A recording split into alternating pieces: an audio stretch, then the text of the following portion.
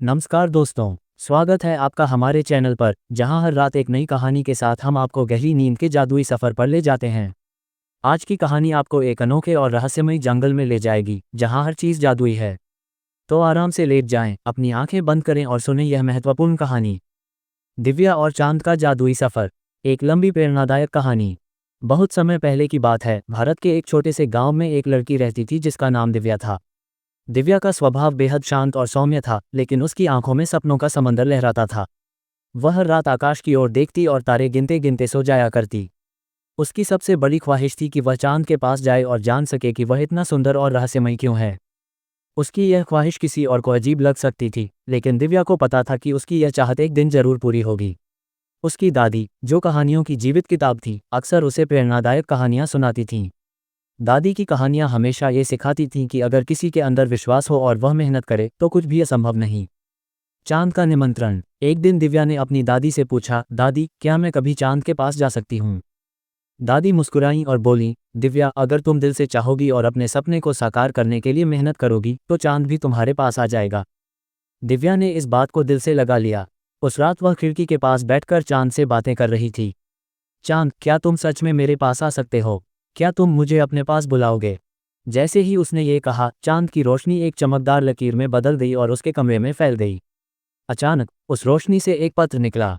उसमें लिखा था, प्यारी दिव्या, मैं तुम्हारी इच्छा सुन चुका हूँ। अगर तुम सच में मुझसे मिलने आना चाहती हो तो कल रात अपनी छत पर आना। लेकिन याद रखना, मुझ तक पहुँचने के लिए तुम्हें कठिन रास्तों से गुजरना होगा। दिव्या ने पत्र पढ़ा और उसकी आंखों में उत्साह और हिम्मत की चमक आ गई। उसने ठान लिया कि चाहे कुछ भी हो जाए, वह इस चुनौती को स्वीकार करेगी। जादुई सीढ़ी का आगमन। अगली रात जैसे ही चांद आसमान में चमका, दिव्या छत पर पहुंच गई।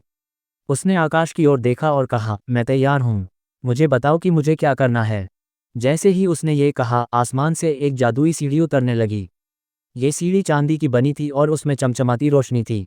सीढ़ी के हर पायदान पर चमकते हुए अक्षर थे जिन पर लिखा था, हर कदम तुम्हें तुम्हारे लक्ष्य के करीब ले जाएगा, लेकिन हर पायदान पर तुम्हें अपनी परीक्षा देनी होगी। दिव्या ने हिम्मत जुटाई और पहला कदम रखा।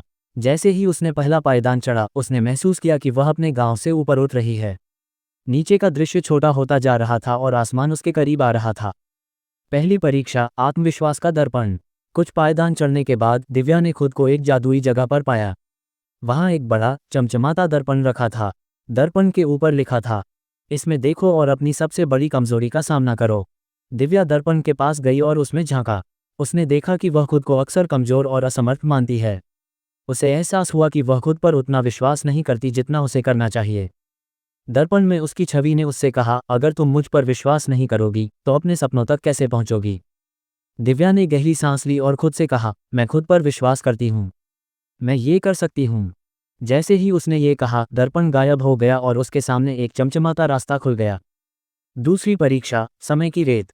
दूसरे रास्ते पर चलते हुए दिव्या ने खुद को एक विशाल रेगिस्तान में पाया। ये रेगिस्तान अंतहीन लग रहा था और चारों ओर केवल सुनहरी रेत थी।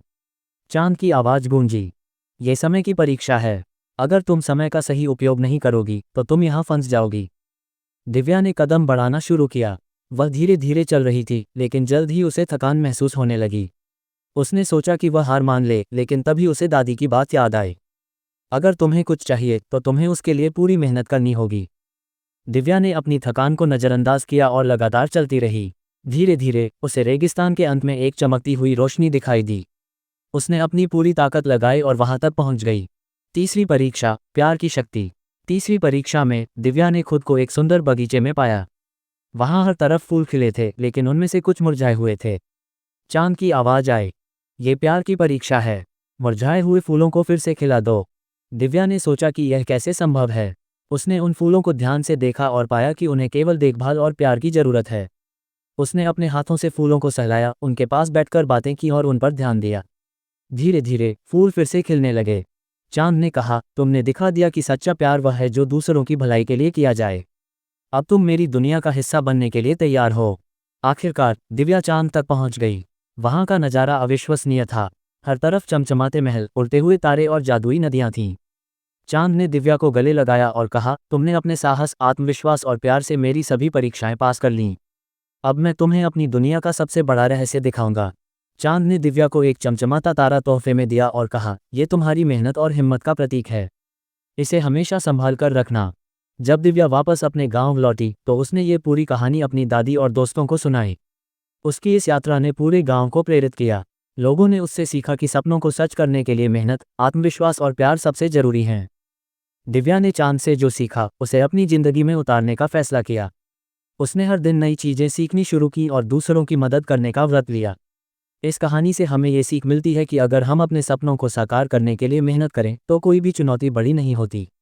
आत्मविश्वास, धैर्य और प्यार से हम अपने जीवन की हर कठिनाई को पार कर सकते हैं। वीडियो अच्छा लगे तो लाइक, कमेंट, शेयर जरूर करें।